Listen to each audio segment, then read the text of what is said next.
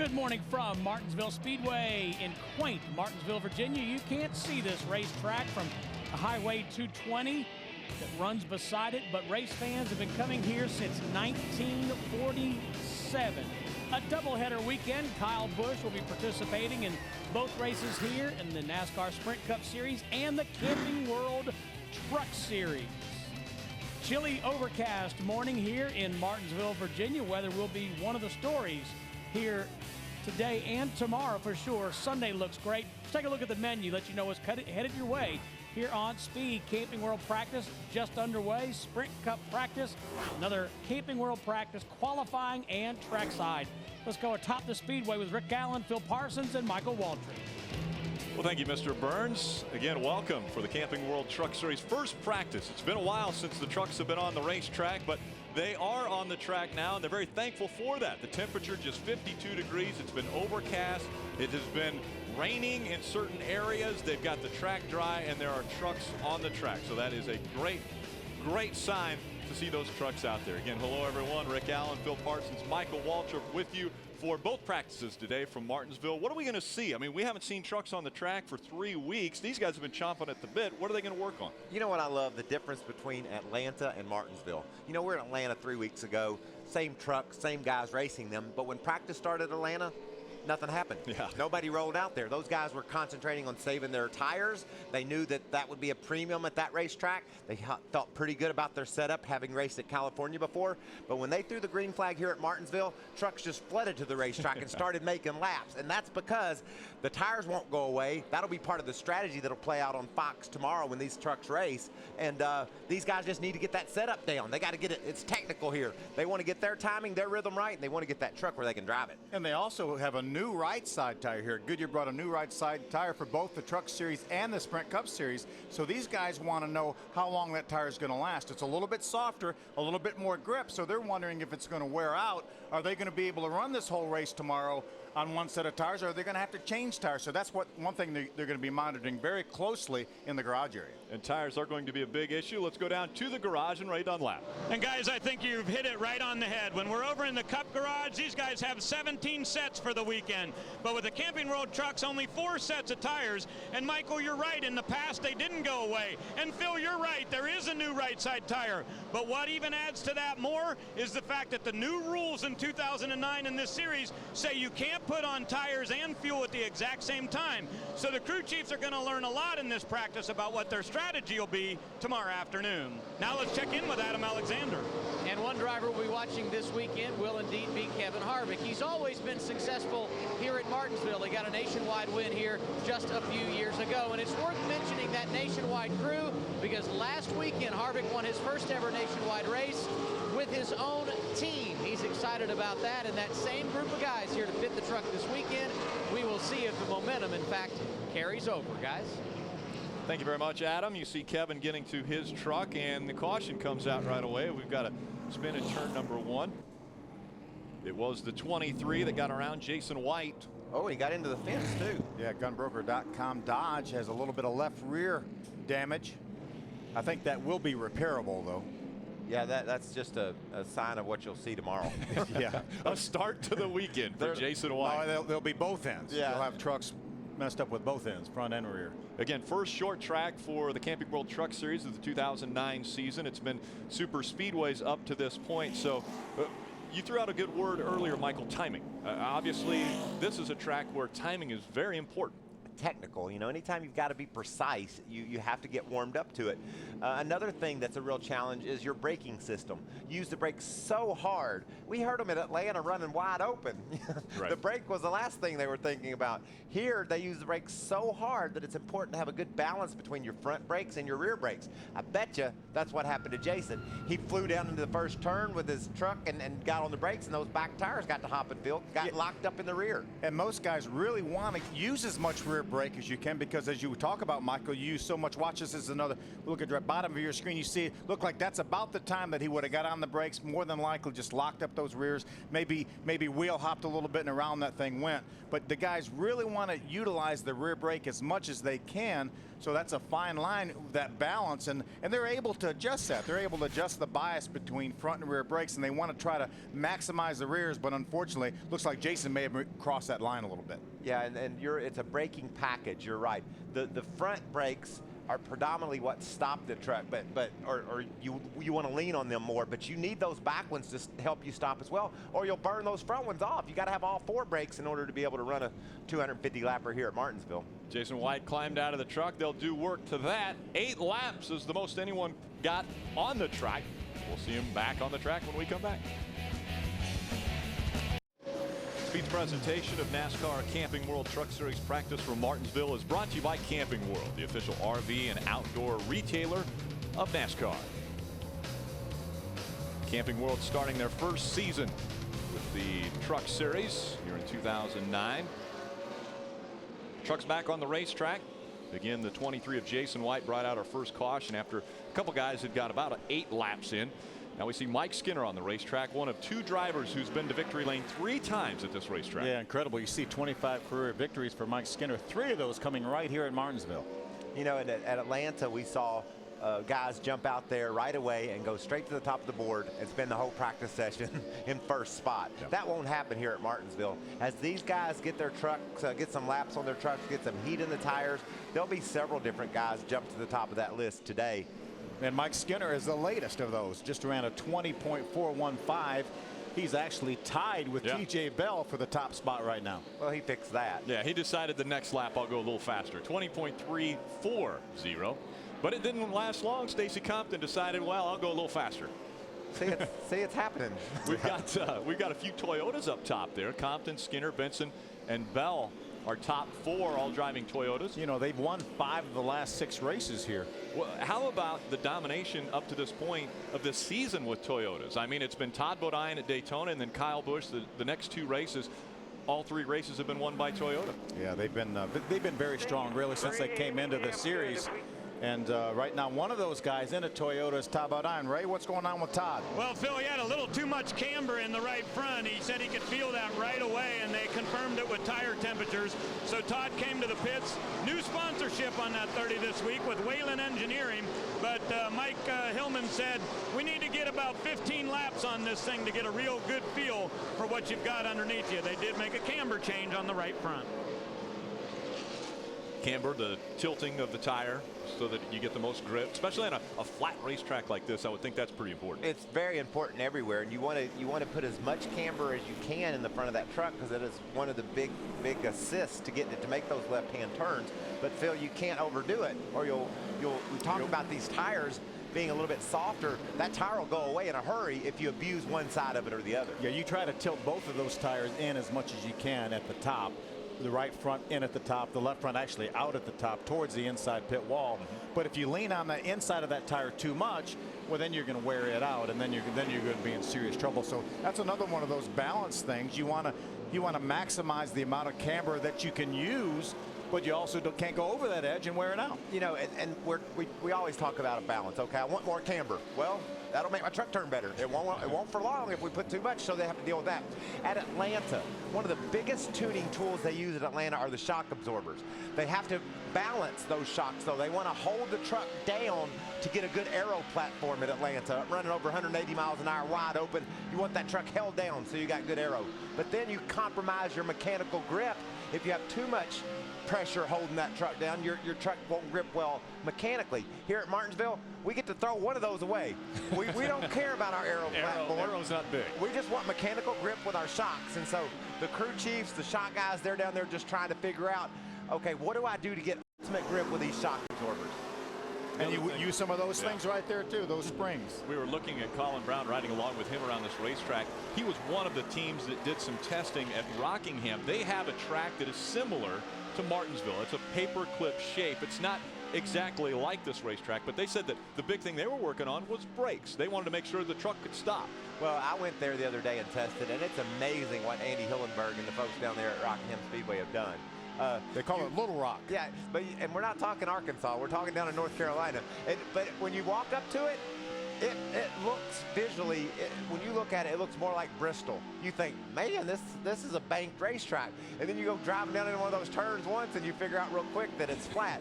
Just because there isn't any grandstands or anything around the track, it makes it look more banked. But man, he did a great job simulating this racetrack, Adam. It's just one of the neatest experiences I've had lately, getting to drive at one track and thinking almost I was at another. Adam Alexander. Michael, for you going to Little Rock, it's a state of comparison because you have been here to Martinsville. For Ricky Carmichael, that's not the case. His first experience there, setting him up for what he would learn here today in his first ever trip to this short track in Virginia. Carmichael, a guy, though, that felt confident about these short tracks because of all of his experience last year in the Camping World East Series. I think he feels better about what he's got this weekend than he has in the first 3 races of the year, and that's saying something because this young kid has been very impressive in his Truck Series debut season. Yeah, Adam, and remember, he was scheduled to run 14 races this year, and like Atlanta wasn't one of those races. Martinsville wasn't one of those races. He was going to go from California and wait until Kansas, and they made the decision, you know what, he's got some momentum going here. We need to keep this going.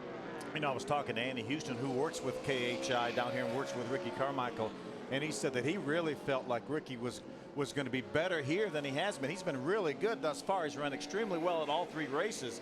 But he said this is more in his wheelhouse. This is what little experience he has on 4 wheels was in the Camping World East Series, and that's more racetracks like Martinsville. So he really felt like that Ricky would be good here. Let me give you a couple updates since we last talked. Stacey Compton was on top of the board. Well, then Ron Hornaday went there, and now Kevin Harvick has replaced him. So a couple Chevys up top now. Max Pappas driving that Toyota Tundra here at Martinsville. Scheduled to do, I believe, around 9 races in the Camping World Truck Series this year. And he's doing those races to gear up for his Cup activities. Geico is sponsoring Max and that's a good corner right there. Main racing, and he's running some Cup races. I think his next Cup race is Texas next weekend. So Max has got him a lot going on this year. Kevin Harvick, Ron Hornaday, teammates up on top of the chart here for practice. Welcome back to Camping World Truck Series practice on speed. About 15 minutes into this practice session, there'll be 2 practices today, and getting some practice, this Virginia native. Yeah, Hermie Sadler's going to make a one-off appearance here. We saw Hermie here last year running the Truck Series race, and good to see Hermie back. He's one of our broadcast partners here on Speed. Making sure he knows what he's talking about when he's on Speed. He gets out there and races the truck around, make sure he's on the same page as these drivers so he can comment. See TNA Wrestling on board. Hermie's involved with TNA Wrestling. Not in the ring, but well, in the promotion I mean, he has been in the ring. He'll been in the ring. Seconds, I'll tell you that. Absolutely. Kyle Busch back on the racetrack now. This guy usually runs fairly well when he runs a truck race. You know what's amazing is I was looking at his statistics once again. 5 wins already in the 2009 season in the 3 different series of NASCAR. That's actually ahead at 3 at this time of last what year. he was doing last year. But he only won 21 of them last year. It's so amazing, and I know people out there saying, why did you continue to talk about Kyle Busch? People don't understand the magnitude of what he is accomplishing right now in his career, and it is deserving of the praise that has been put upon him. Well, he is 23. Oh my goodness, unbelievable. Even and I thought was interesting, Jeff Gordon even made a comment about him saying he's probably one of the most talented drivers I've ever seen. And that's coming from a pretty impressive source. Yeah, there's no question that Kyle Busch has an abundance of talent, and he knows these vehicles too, and he's not afraid. Especially we see him in the garage here, he'll get underneath that truck and work on this thing. He's been a part of Billy Blue Motorsports since Billy started running the Truck Series and Kyle started running the Truck Series. And the neat thing about Kyle is he won the last 2 races we had at California and Atlanta. Yeah.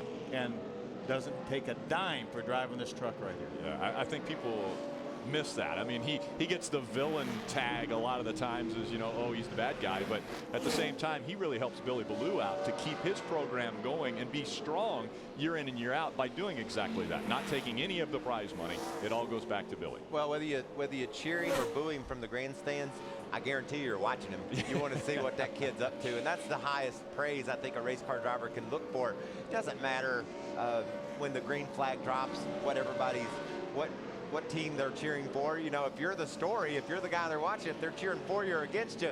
We've seen my brother Daryl have that Yeah, exactly. in his career. Exactly. Also Dale Earnhardt. You know, obviously the great ones have all been on both sides of the fence as far as the fans were concerned. But I really respect and appreciate not only the way he races a car, but the way he goes about racing a car. Like you said, Phil, getting under it, working on it, giving money, don't take money so they can, you know, he's just all in. And that's what I love most about this kid. And you know, you see him generally racing very aggressively and very hard, but fair. You know, you don't ever see him. We've seen him in the past as he was growing up run over some people and say, well, that wasn't my fault. But that's all changed now. He's mentally, I think, ready to go win this Sprint Cup championship in 2009. Very mature driver. On the opposite end of the spectrum as far as age goes, Ron Hornaday on the racetrack. Ray Dunlap. Hornaday's been pretty happy, guys, with his Longhorn Chevrolet, but Rick Wren's been watching him through the corner. That's his crew chief, and he said, I think you're too tight. So they're going to go back to the upper control arm on the left front that they ran here last fall.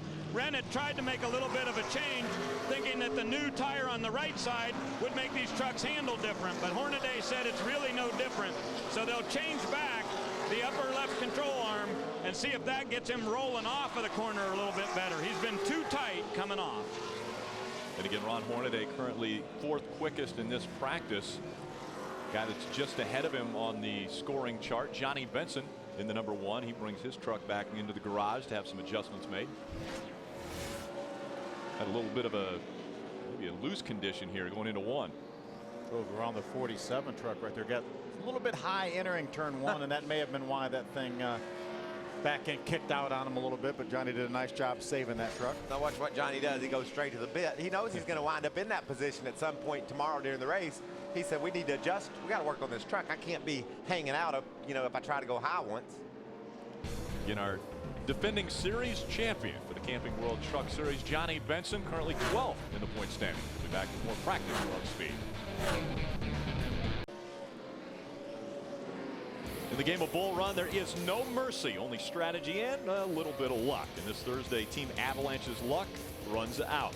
But these guys aren't going down without a fight. It's an all-new Bull Run with Bill Goldberg, Thursday night, 10 Eastern, exclusively on Speed. Goldie Goldberg, I think that was Barry's son's fish's name. Goldfish. Didn't make it, though. Didn't quite get there to the end of this one. Timothy Peters on the racetrack. Great story. He's a young man that's, well, he's calling hometown Providence, North Carolina, but he sets up shop here in the area. Yeah, he started off the season with 2 top 10s in the first 2 races, and then got another top 15 in his 3rd race, and has Timothy up in the top 10 in points right now. Trying to scratch together enough money to race this truck all year long. I love the Timothy Peters story. He's all in, and kind of like Kyle Busch, he knows every inch of that truck, and he's just trying to figure out how he can keep surviving and keep racing, because obviously a great start to the year for he and this team. He knows every inch of this racetrack too. A lot of experience in late models here. Won the big late model race here, the 300 lapper that they have every year. TJ Bell on the racetrack, or getting out to the racetrack now. What they work on down there, Ray? Well, they're working on air pressure right now. He's not rolling through the center as well as they would like, but up in the top 15 right now. And some big news out of this camp this week. TJ Bell got engaged to his girlfriend Alexis. I talked to him earlier today, asked him when he's going to set the wedding date. He said hopefully in 8 or 9 years, but right now they are officially engaged, so that's some good news for the 11 team. Now, is that like David Letterman? You're engaged for 20-some years and then you get married? Is that the way that works out? Apparently that's what TJ's looking at. He's using him as a role model. I got engaged to Buffy on a Saturday after I won the nationwide race up at Bristol, and on Sunday or Monday she came over to my house and she said, okay, so what do you think when we get married? I said, I don't know why. You should have said, there was a lot of adrenaline there in Victory Lane when I did that proposal. I don't know what we got to pick a date. I said, okay, we'll pick one. Just make sure it's not too soon. Yeah. How about the years start with a 2? Look at this battle. Skinner trying to get on the outside of TJ. You usually don't see trucks racing side by side during practice, they want to run by themselves and get a good feel of what their truck has to offer. But shoot, it's good to see Skinner trying to figure out how to make a move here.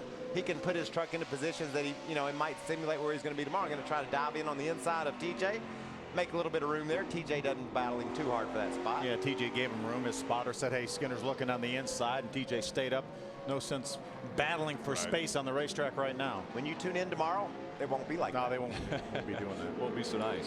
One of the intricacies about Martinsville, I think, is the curb on the inside. A lot of people don't realize that, but you've got to be cautious of that because that can kick you right out if you get a little bit too close. And we see that happen so many times when a guy like Mike Skinner, when he drove to the inside of TJ, and if TJ comes down, Skinner's going to try to turn left to keep from hitting him, and then he hits that curb and bounces into him anyway. So more than likely, you're better off just going ahead and hit the guy because you're going to hit him anyway. And the thing is, these guys racing here today, Phil, when you and I first started here at Martinsville, that curb was about 3 times that size. It looks about like that white inside wall is what the curb used to look like. And when you got, I think, didn't Harry Gant break his hand on that curve? Neil Bonnet. Neil Bonnet broke his hand. Sure did. Really? The steering wheel broke his wrist. Broke his wrist. Yeah, wow. during the race, and just amazing what some of the damage that curve used to do. When they came in and redid the track, they took it down quite a lot. They softened that curve a lot. Yeah, Steve Burns talked about the fact that they started racing here in 1947. There used to be flowers, I think, in between the curb and the wall. And yeah.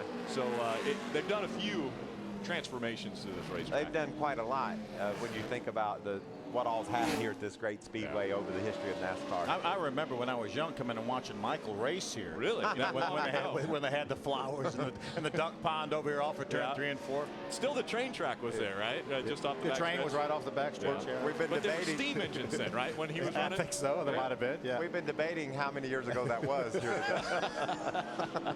It's somewhere between 24 and 25, we've determined. It was James Busch on the racetrack now in the number 10 Ford F-150. He also went to Rockingham with Rick Crawford, did some testing at that racetrack, trying to get a feel for what it would be like. Made it too loose everywhere. Well, it's too loose right now everywhere. But, you know, one thing that I found very interesting at Atlanta, our last time out, James had the highest finishing Ford at Atlanta, and he finished 14th. Can you imagine that Ford didn't have anybody finish ahead of 14th at Atlanta? And we talked when we were at Atlanta, that's historically been a Ford track. Yeah. Back in the day, it was always when you went to Atlanta, you knew the Fords would be hard to beat. Yeah, So Roush Fenway has been very good at that even in racetrack. recent history. So it didn't make any sense to me either, Phil.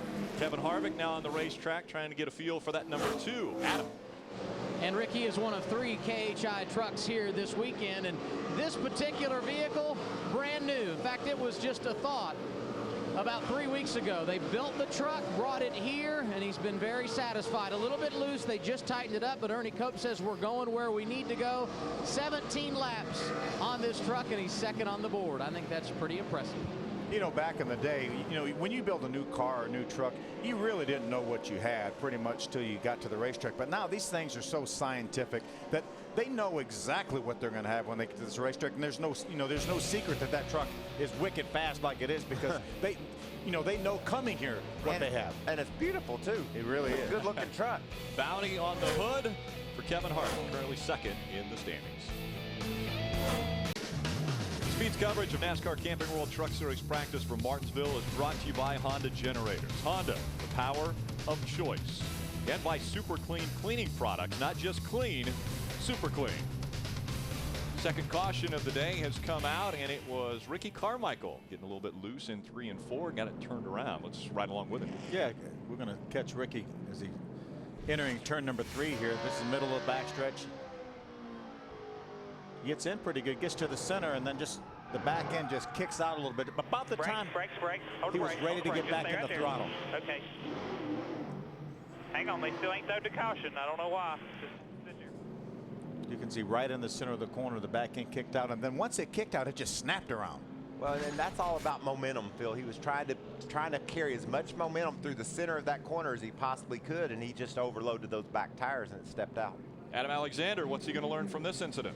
He just said on the radio, Rick, I think I got in too hard. And his crew chief, Billy Wilburn, came back and said it's easy to do at this place. And now Billy has got his head tucked in the window, talking things over. The learning curve so steep. And for Ricky Carmichael, not much time to learn when you only get a couple hours of practice. And occasionally, as Michael and Phil know, learning is done the hard way.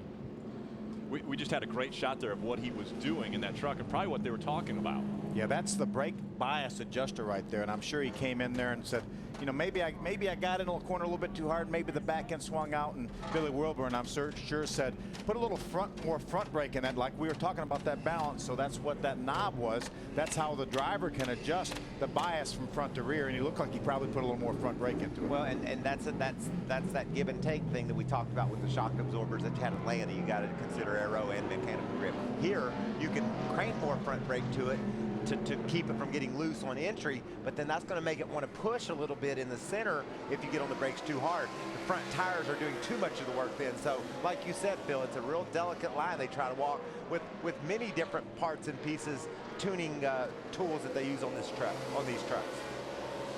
Billy Wilburn there, crew chief for Ricky Carmichael. And he's got I tell you, a difficult task for Billy Wilburn, because here's a kid who has talent, has unbelievable talent on two wheels, has tried to hone that a year ago in the Camping World East Series, and now has jumped up into the Camping World Truck Series, and so he's still teaching him. I mean, Billy Wilburn's still teaching Ricky Carmichael different things about these trucks. And that's why KHI is a great place for Ricky Carmichael, because Kevin Harvick is intimately involved when all these truck teams, as well as his nationwide team that Kevin got his first win as an owner last week. So he is in just the right spot. They've got a lot of talent there with Rick Wren and Billy Wilburn.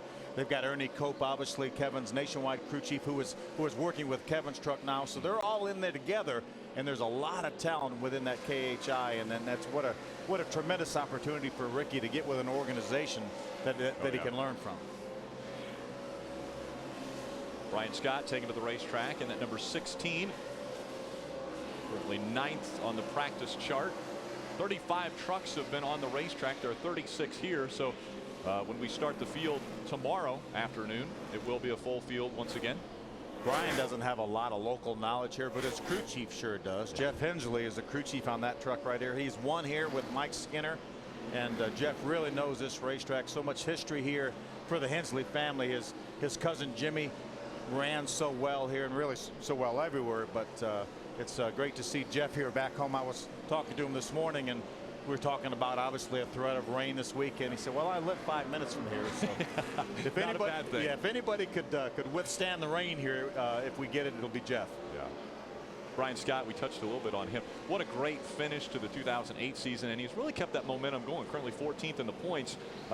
Really kind of a surprise last year how well he ran toward the end of the season, and then he's kept the momentum going. He was impressive when he ended up the 2008 season, and then if it weren't for that crash out at California, I think that truck was really fast there. He could be a top 5 guy in the point standings. It really seemed to get it together when Jeff Hensley joined this organization. It really looked like they took a giant leap forward, and they've been good ever since. Speaking of good, Stacy Compton has been good since really the green flag dropped in practice here today. He's still on top of the charts as far as speed goes, 20.050. You know, Stacy has a new crew chief this week. Marcus Richmond, who won this race last year with Dennis Setzer, is now on board as a crew chief for Stacy Compton. Even the Cup drivers are getting ready to get on the racetrack and signing a few autographs. We'll be right back with more practice. Welcome back. Practice continuing for the Camping World Truck Series. About another 20 minutes in this practice session. From Martinsville, Virginia, an overcast day, a little bit cooler, just over 50 degrees, but the good thing is no moisture on the racetrack, no moisture in the air, and we are practicing. That's Rick Crawford on the track now. He's been to victory lane at this racetrack in the past. He's also had the last 4 times he's run here, he's been in the top 5. Very strong. A lot of success here. Rick Crawford. He came in with a broken leg in one, didn't he? Broken foot. Yeah, broken foot. Had a major crash in Atlanta a couple weeks earlier, and come up here and at one of the most physically demanding, I would say, racetracks on the schedule now, because there's so much the driver has to do. Hard on the brakes, easy on the gas, tight turns. You're busy constantly, and that was a great feat that Rick accomplished. Hey, Adam Alexander, is that champion still down there with you? He is, and one of the things that helped him that championship was a win here last fall. Of course, Rick talking about Johnny Vincent. You've been a busy man, more than 30 laps. How was the truck? Not too bad, you know. We're making a couple of adjustments, trying to get the brakes a little bit more balanced, stuff like that. Outside that, Chip and the guys built me another great race truck here, so hopefully, we'll be okay. And we're doing long runs right now. It's just basically the only time we've got left on the racetrack with the weather and all. So other than that, I feel pretty good. Run a lot of laps. Our speed's still decent, and typical Martinsville. A little slow out of the gates in defense of his championship, and we're wondering, what about the right side tires? A new tire here on the right side. Have you noticed a change there, JB? Well, they definitely fall off compared to the years past. So, because I kind of noticed that, I was like, he's yelling out the times. I started not slowing down a lot, but a little bit more than in the past. Usually you run 100 laps and run the same speed. And after about 25, 30 laps, start to slow down already. So I was a little surprised with that. Until he said, well, the right side tire's a little bit different, which will probably be good for the race. And, there'll be guys changing tires. So I think it's just like typical anything here, though. Your truck's got to be good to win this race. And as you guys know, strategy is huge. Not just fuel, but it looks like tires could play a big role here tomorrow. Mark Martin making his way to his Cup car. And when we talk strategy in the Camping World Truck Series, it's completely different from any of the other series that are going to run here because of the new rule where you cannot fill the truck and change the tires on the same pit stop. You'll have to make 2 different pit stops to do those 2 different things. Yeah, that's right. And last year, Dennis Setzer won this 250-lap race by not changing tires. He actually put fuel in around lap 50.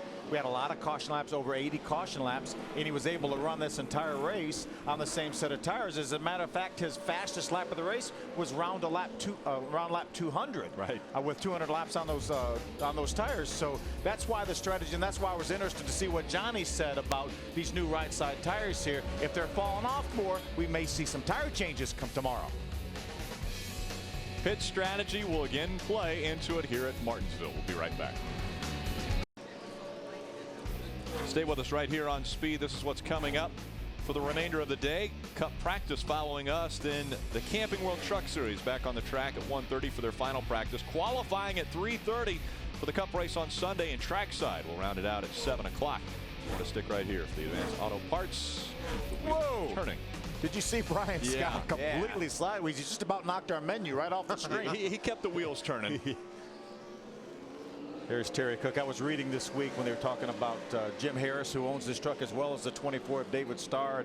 Said he used to come here as a young teenager, and he said, I got addicted to the fumes, and I've been coming racing ever since. Well, what about back in 96 that Jim Harris brought a Cup car here? Yep. And Stacy Compton, I was here, obviously. That was part of those many years we talked about. 24 or 5. It set the garage area on their ear a little bit. Yep. Stacy jumped out there and qualified 4th that day in Jim's car. Or maybe it was 9th.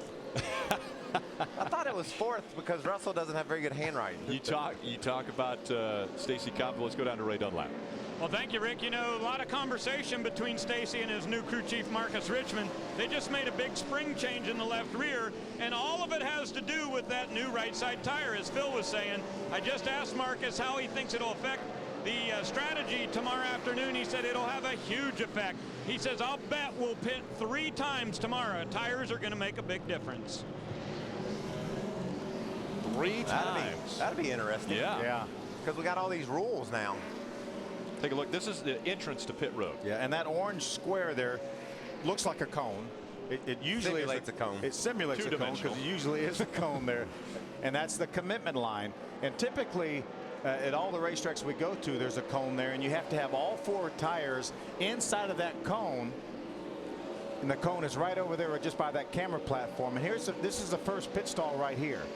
So those guys have to be, obviously stop before they get there. But here they will allow you to get 2 tires on that commitment line where that orange square was, and then you'd be allowed to pit. If you don't get any on there, then you're not allowed to come to pit road. You have to have at least 2 tires on this line inside of that orange square right there. And conversely, if you hit 2 tires on that cone and decide you want to go back out on the track, that don't work either. That's a penalty. You'll wind up being put back to the end of the line. And it is so easy to speed coming in here. And just about every time we get, and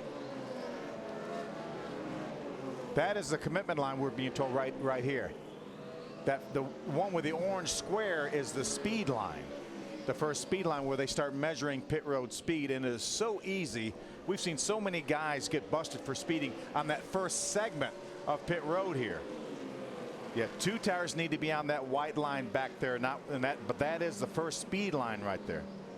And again, speeding now is electronic. It used to be done by stopwatches. Guys would watch them and time in between each segment. Now it's all electronic. If you're even a hundredth of a second too fast going through one of the segments on pit road, a red light pops up or the number pops up in red and you have just been caught for speeding. And you can imagine making a green flag pit stop here. We've shown where you had to enter way back over here, way back over that way. And then you got to follow just about the entire racetrack around here to get to your pit, and then out at a reduced speed of 25 or 30 miles an hour, whatever pit road speed is going to be here. So if you have to make a green flag unscheduled pit stop here, you're going to lose at minimum of 2, if not 3 laps. Yeah, maybe 3 laps. And what you're hoping is the green flag will stay out long enough so everybody has to go through that same process, and you won't give up all that time. Our first practice of the day for the Camping World Truck Series. About 10 minutes remaining in this session. We've only been slowed twice for incidents, but they're on the track now and trying to figure out the. Welcome back. Stacy Compton with the best 5-lap average of those who have been on the track. Kevin Harvick right there with him at 20.17. We've got a new name on top of the charts as far as a 1-lap being turned, and that's David Starr, just over 20 seconds at 20.041. Another one of the former winners here at this racetrack. David, a couple years ago, did such a nice job and got to victory lane. So Starr and Compton, 2 Toyotas up front. We see some trucks running together now. Oh, Kyle Busch a little sideways. Looks like he's going to come down, make his way onto pit road. They'll make some adjustments. Johnny Sauter just behind him. You know, Kyle's going to be working with Doug George to make the right adjustments, and they know what they need here. They always run well. So, you know, a lot of times they'll try something. You get so limited amount of practice time and testing time that they'll try some things, and they know they have their standby package they can go to. Yeah. What about his momentum? Can he continue the run he's on, especially right here in the Truck Series, where he's won the past 2 races?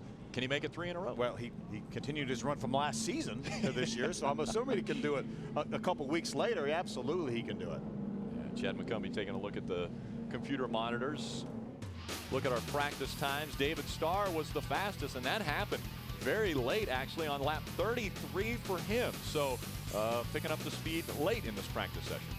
See a lot of Toyotas up there in the top 10. Got a Chevrolets of Kevin Harvick and Ron Hornaday teammates. Colin Brown in that Ford in 11th. Rick Crawford right behind him. Again, Rick Crawford's been to victory lane here before. Kenny Schrader making his first start of the season. He's 23rd quickest in this practice session. Our broadcast partner, Hermie Sadler, back there in the number 48. He'll be racing tomorrow. And this race is on Fox, so you want to make sure to tune in for that. So our first practice session concludes. You see Kevin Harvick talking with Todd Berrier there, his Cup crew chief, as well as Ernie. Yeah, Kevin's very, very good right now. 3rd quickest overall. There's Kyle Busch, just got out of his truck. That's Doug George over to the right. Kyle Busch 8th quickest in this practice session. Again, we're back here at 2:30 for the Camping World Truck Series 2nd and final practice here at Martinsville Speedway. Coming up next, it's the Cup's turn. The Sprint Cup Series will make their way out here. Make sure to stick around. Darrell Waltrip, Larry McReynolds, and Mike Joy will take you through that practice session. It's about to take place. Again, stick right here on Speed. A full day of racing from Martinsville Speedway. Thanks for joining us here for the first practice. See you later. Back at the Martinsville Speedway, we're in between a Camping World Truck Series practice and the first NASCAR Sprint Cup Series practice of this afternoon. We are right outside turn 4, which back in the day was a duck pond where families could come, known as a family racetrack that opened back in 1947. This will be the 121st Sprint Cup race on this .526 short track. Now, this is the 6th race of this season. Let's take a look at the standings, because notable this week, we're going to go by owner points. But first up, those top 10. Jeff Gordon, a big winner here at Martinsville, is leading the point standings through 5 races. Kyle Busch, of course, with 2 wins inside the top 5. Tony Stewart doing a great job with his own race team. Jimmy Johnson rebounding at Bristol. Matt Kenseth won the first 2 races of the season. Now, let's take a look at the owner point, because today is the first day in which we will be locked in on the current owner points. The previous races, we went off last year's points. Weather could be a concern, or will be a concern today. It has not rained today. They are calling for rain later this afternoon. See the drivers on the outside looking in: Scott Speed, Eric Almirola, Paul Menard. But if it does rain, there are 49 teams here. Those guys would make it. Now, coming off Bristol, one guy who doesn't have a thing to worry about, Marcus Ambrose, standing by with Bob Dillner. Marcos Ambrose strapping in behind the wheel of his number 47 machine, about to go out to practice here at Martinsville. But first, are you over the great weekend that you had last weekend? Because that was phenomenal, Marcos, with the top 10 finish at Bristol. Yeah, it really was just a wonderful weekend for all of us. A breakout race at Bristol was very unexpected, but we'll take it. But we're very conscious that one good race doesn't make a good season. So we've got to keep our heads on here. We really want another finish. Just be conservative, especially here. It's a tough track to finish on, and we don't want to get too carried away. We had a great day at Bristol, but we've got a lot more work to do. We just want to have a few runs like that and get some confidence. First Cup race here at Martinsville this weekend, but he's run Martinsville before a couple times in the Truck Series. What's the game plan for this weekend, since both tracks are so different? Well, this was the place for my very first NASCAR race in the Truck Series in 2006. I hit everything. I ate a bad hot dog, and I hit everything but the pace car, so it was a tough weekend for me. But we're excited about it. Feel like this is like full circle for me. Now I'm in the Sprint Cup Series, got a great team, great sponsors behind me with Little Debbie and Kingsford and Clark's. We're just really excited for the future, and it just feels great. Great to be alive, great to be here at Martinsville. Well, Marcos, I'm going to teach you a thing or two about the Martinsville hot dogs. You got to have a Jesse Jones hot dog anytime you come in. He's got to have the right things on it. That's the key, Randy Pemberton. Well, thank you, Bob. A lot of guys are hoping they get to eat a lot of Martinsville hot dogs here this weekend, but it all depends on Mother Nature. Once again, let's reiterate who's in and who's out if it rains. The forecast doesn't look good for later on. Todd Bodine up on scales. If it rains, he's in. Jeremy Mayfield next to him. He will be in. Joe Nemechek just pulled out onto the racetrack, getting ready for practice. He will be in. Scott Riggs, Dave Blaney, and Paul Menard, who also just pulled out, he is in. On this side of the garage area here, between turns 3 and 4, Dennis Setzer, if it rains, he will be out. Derek Cope will be out.